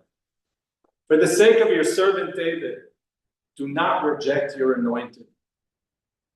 King David here boldly asked God to strengthen his covenant with the Jewish people in his own merit.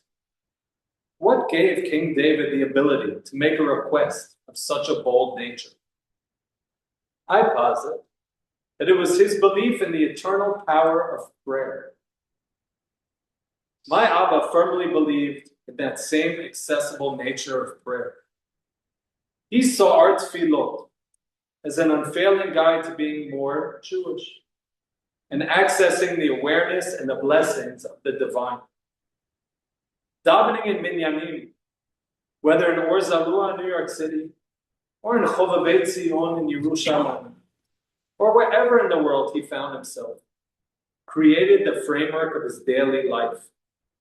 The centrality of prayer gave definition to his everyday, to Shabbat, to Chagim, and of course, to both Rosh Hashanah, where he would lead the congregation into a sweet new year, and to Yom Kippur, where he would lead them into the book of life as their chazan during the closing Ne'ilah prayers. I remember vividly my first trip to Europe with my family in 1999.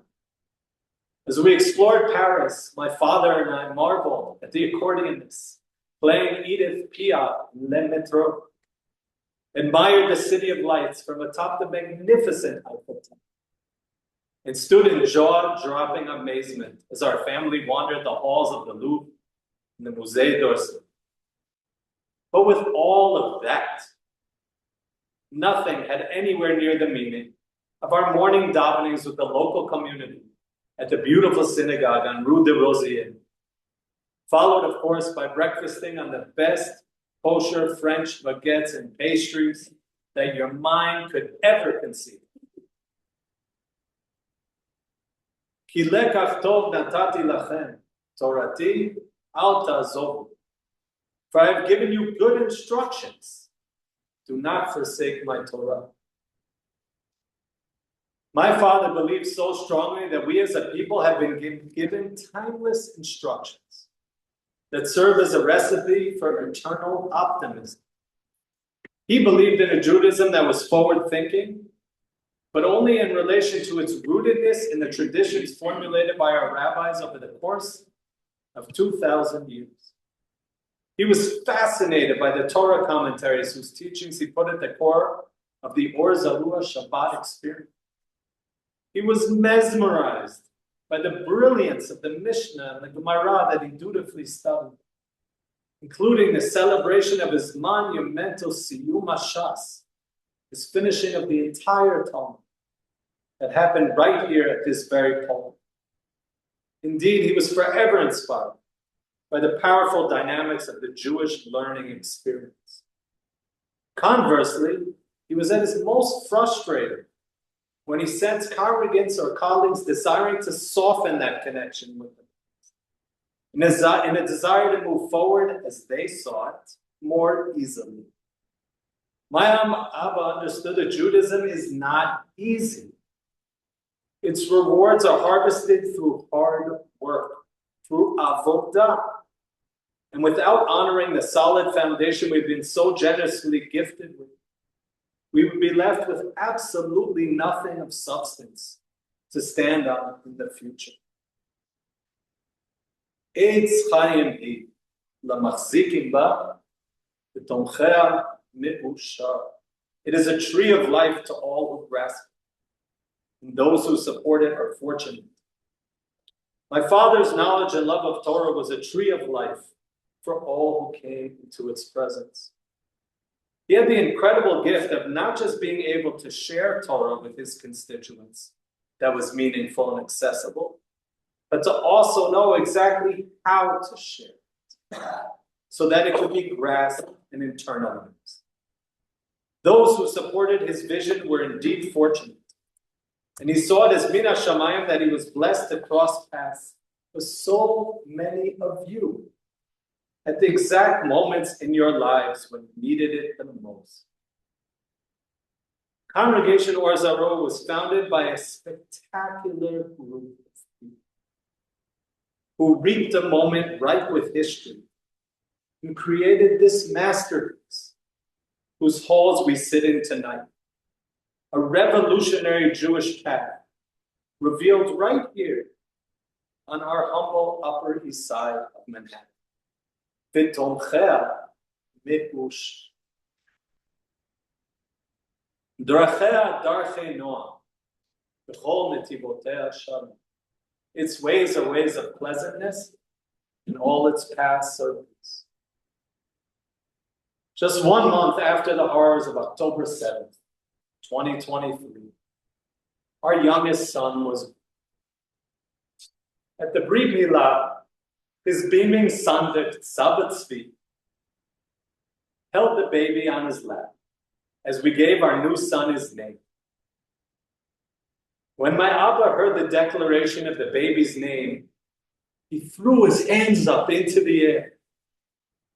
He didn't drop it. With great ecstasy.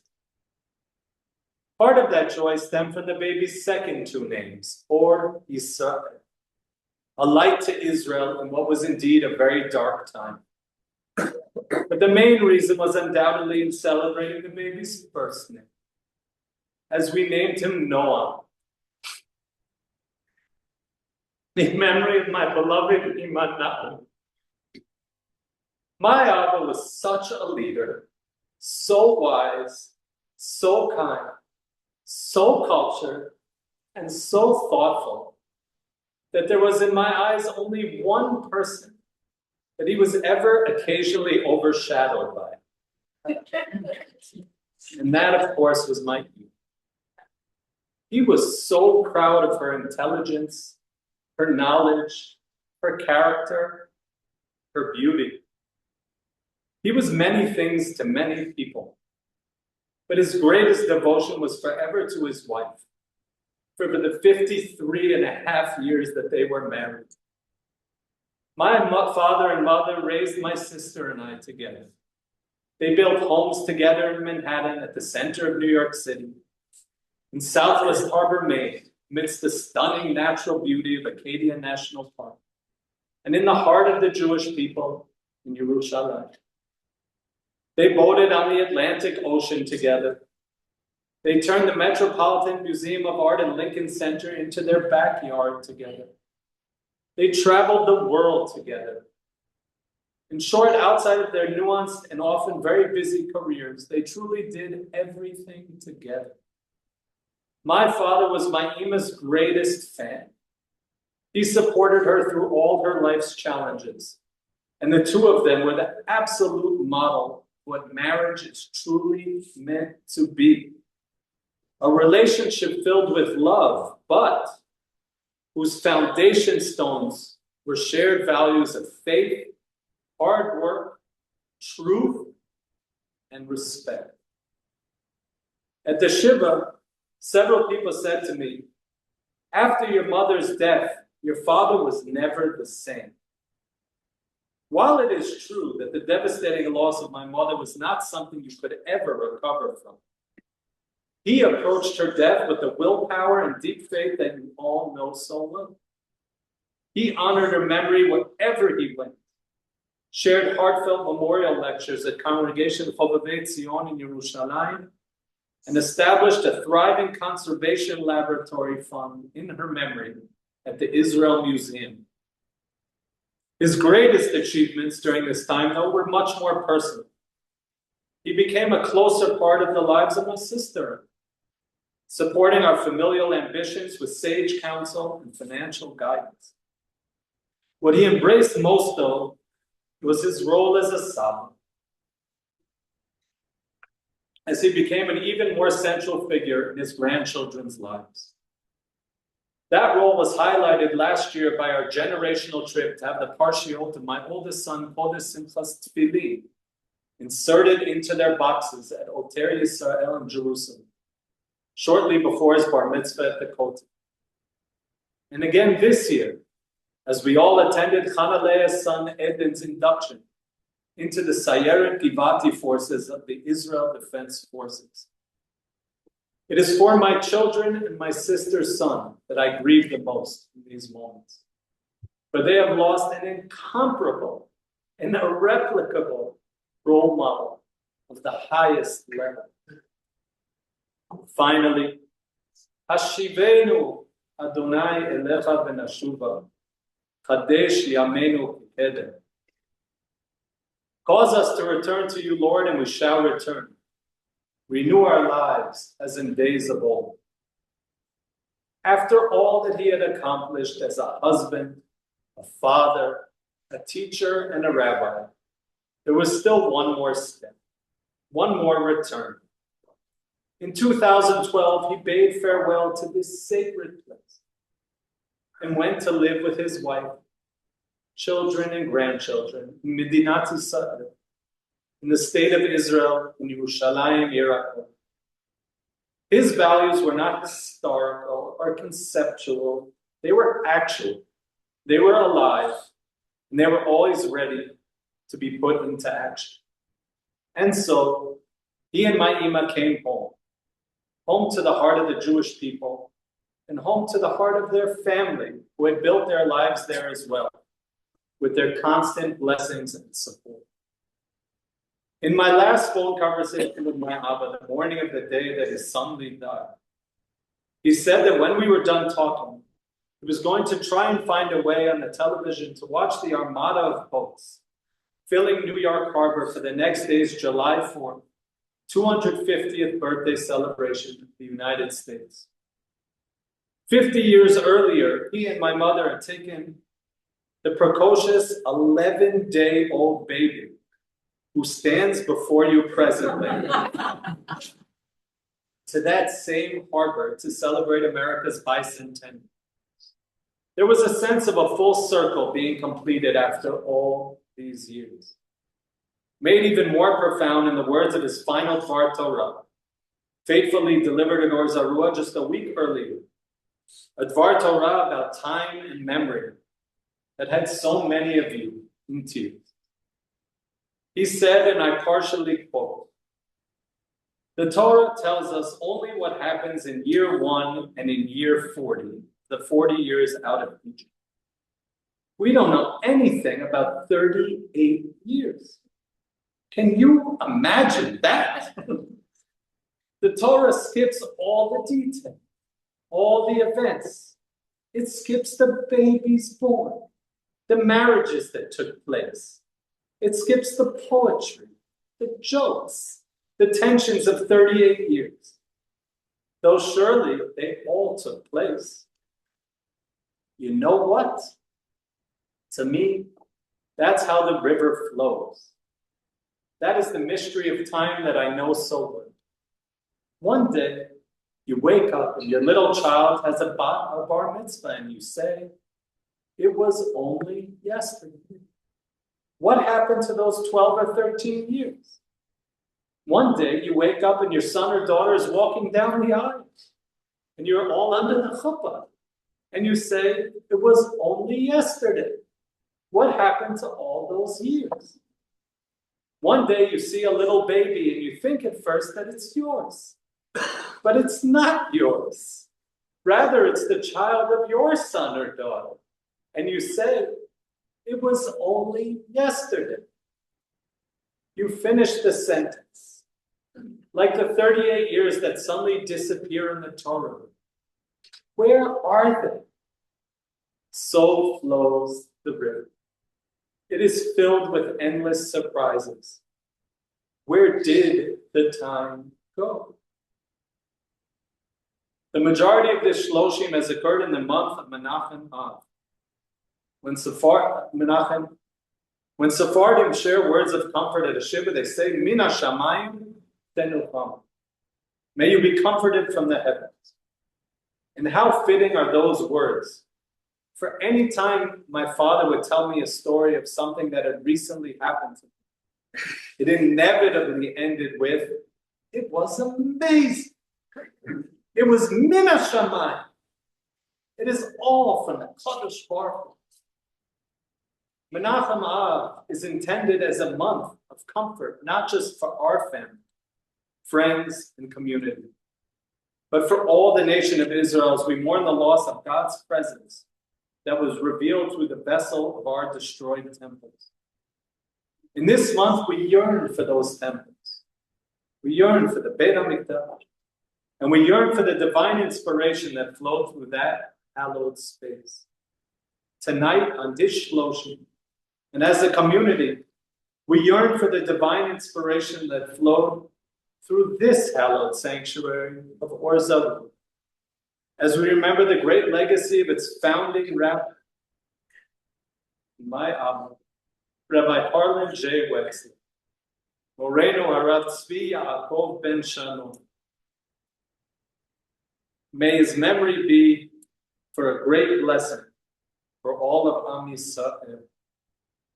Hashivenu Adonai elecha v'nashuv Chadesh yameinu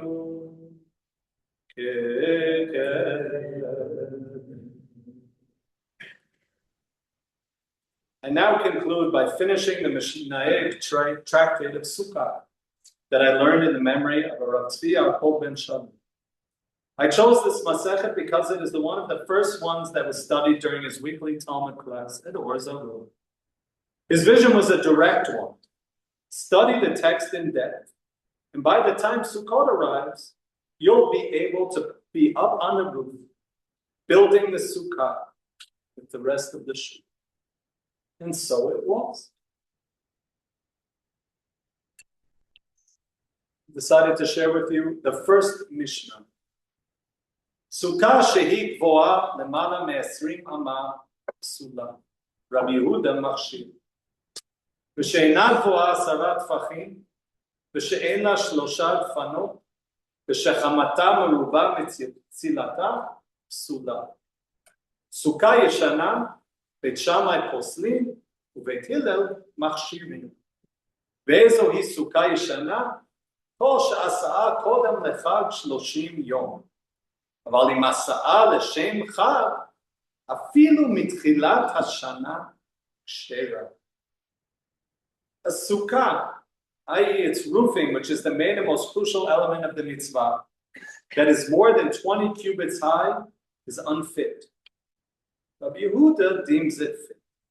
Similarly, a sukkah that is not even 10 handbreadths high, and one that does not have 3 walls, and one whose sunlight that passes through its roofing is greater than its shade, the sunlight that passes through its roofing is greater than its shade, are unfit. With regard to an old sukkah, Beit Shammai deem it unfit for the mitzvah of sukkah, and Beit Hillel deem it fit. And which is considered an old sukkah? It is any booth that one established 30 days or more prior to the festival without expressly designating that it was for the mitzvah of Sukkah.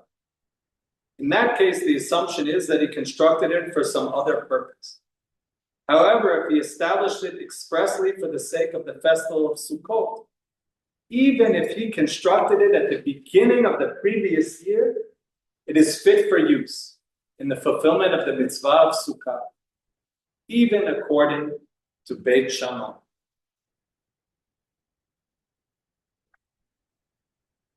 On Sukkot, we dwell outside of our homes, in a vulnerable outdoor structure meant to convey the transience of the human experience. It is a place of reflection and of a closer relationship with the divine, not subjugated to the concrete walls that often engender to separate us from God and from our fellow human beings. The first thing the Mishnah says is, don't make it too high. Remember the purpose of why you are out here. Do not be too self-consumed. Allow yourself in the size of your sukkah to be humble before God. At the same time, though, do not make it too low to the ground. Do not be too self-deprecating. You are in the sukkah to feel humble, but not in any way to feel unworthy of the great gifts and blessing that life has given you. My father dealt with the loftiest of people and with the humblest of people. And for all of them equally, he created a sukkah where they could step out of their egos, their daily struggles, and yes, even away from some of their material successes, to feel a greater closeness with the Torah and the Jewish people. The Mishnah next teaches us that you need 3 walls, or more exactly, that you need 2 walls and a little bit, and that you need to create a little bit more shade than sun. Essentially, you need to do your half and a little bit more than what you thought you were able to do, to make the best effort you possibly can, and God will meet you along the way. My father brought out the best in everyone he interacted with. He encouraged them not just to do what they thought they could do, but always to try and do a little bit more.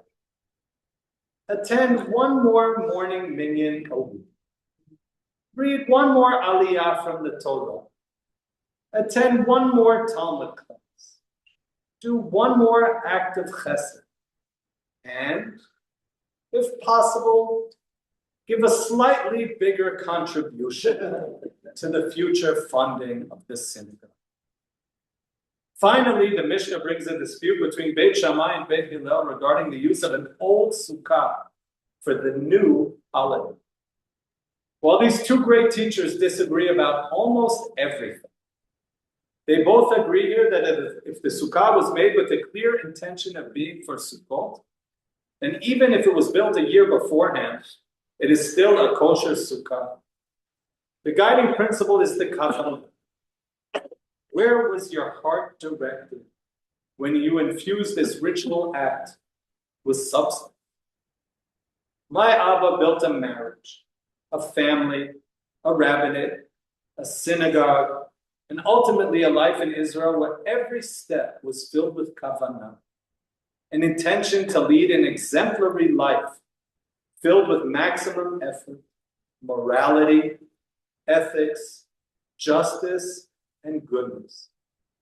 And so he lived with a constant awareness of the divine as a devout and faithful messenger of God in this world. All the blessed days of his life. Yehi Zichro Baruch. Amen. Amen. Please rise for the Kaddish and first the Hadran. Hadran Alecha Masechet Sukkah Vadrach Alan. With other people who also finished their tractates, you can insert what you learned. Datan Alach Masechet Sukkah Vadrach Alan. Lo Ninashe Minach, Lo Ninashe Minan, Lo Ba'ama Adin, Lo Ba'ama Da'ate. Hadran Alach Masechet Sukkah Vadrach Alan. דתן הלך מסכת סוכה ודתך עלן, לא לשם מינך ולא לשם מינן, לא בעם הדין ולא בעם הדעתן. הג'ון הלך מסכת סוכה ודרך עלן, דתך הלך מסכת סוכה ודתך עלן, לא לשם מינך, לא בעם הדין, לא לשם מינן, לא בעם הדין ולא בעם הדעתן. יהי רצון לפניך אדוני אלוהינו בלב אבותינו שתהא תורתך אמונתנו בעולם הזה ותהא עמנו לעולם הבא. חנינה בר פפא, רמי בר פפא, נחמן בר פפא, אחי בר פפא, אבא מרי בר פפא, רפרם בר פפא, רחיש בר פפא, סורחה בר פפא, עדה בר פפא, דרו בר פפא. My Abba would always say, this was a man who was zochet to good children. Harem na Adonai Eloheinu et divrei toratcha ופיות עמך בית ישראל, והנה אנחנו וצאצאינו, צאצאינו וצאצאי עמך בית ישראל, כולנו יודעי שמך ולומדי תורתך לשמה. מרבה את חכמי מצוותיך, כי לעולם היא לי. יהי ליבי תמים בחוקיך, למען לא אבוש.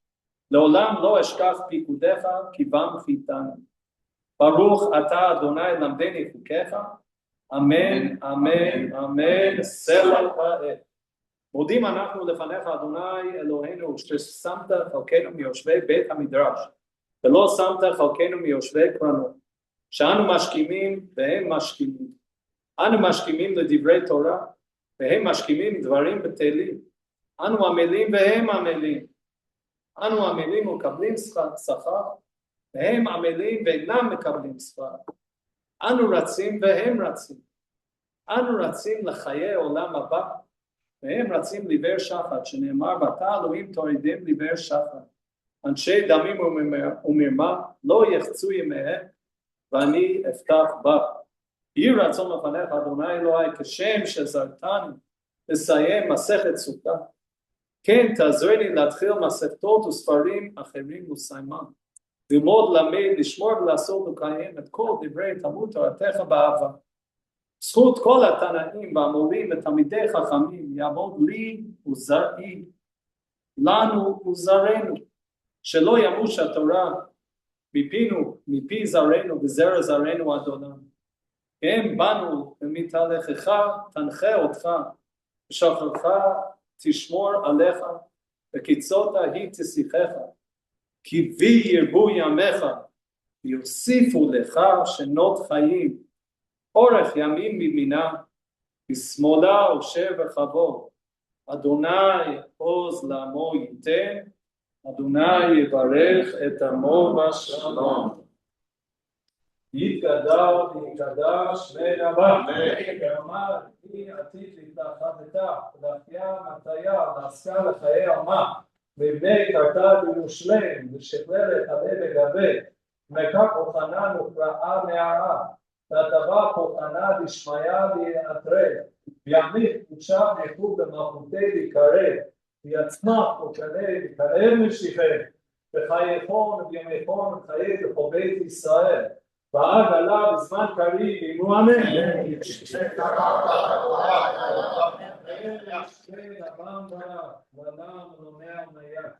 יתברך וישתבח ויפאר ויתרומם ויתנשא, ויתהדר ויתעלה ויתעבר שמי וחושה ואלה במקום ברכתה ושירתה, תושבתה ונחמתה, דמירן ואומר ואמרו אמן. על ישראל רבנן ועל תלמידיון ועל כל תלמידי תלמידיהון ועל כל מן תעסקים באורייתא, די ואתר אדם ודי וכל אתר ואתר, יהא לאון ולכון שלמה רבה, בינה וחסדה ורחמי, וחיי עריכי וזוני רביכי, פורקנה מקדם הבהון דלשמיא והרב אמרו אמן. יהא שלמה רבה משמיא, וחיים טובים עלינו ועל כל ישראל ואמרו אמן. אמן. עושה שלום במקומם, ויעשה שלום עלינו, ועל כל ישראל ואמרו אמן. ויעשה שלום Yaseh Shalom. Shalom Aleinu v'Yakol Yisrael. Yaseh Shalom. Yaseh Shalom. Shalom Aleinu v'Yakol Yisrael. Yaseh Shalom. Yaseh Shalom. Shalom Aleinu v'Yakol Yisrael. Yaseh Shalom. Yaseh Shalom. Shalom Aleinu v'Yakol Yisrael. Yaseh Shalom. Yaseh Shalom. Shalom Aleinu v'Yakol Yisrael. Let us say Amen.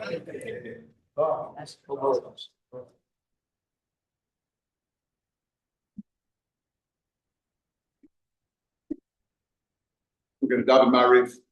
Gray and blue books at your seats are the Zarua. We lift up the memory of Moreno and Rabbeinu, Rabbi Harlan J. Wechsler. This evening, Sheloshim is ending after Mincha this coming day.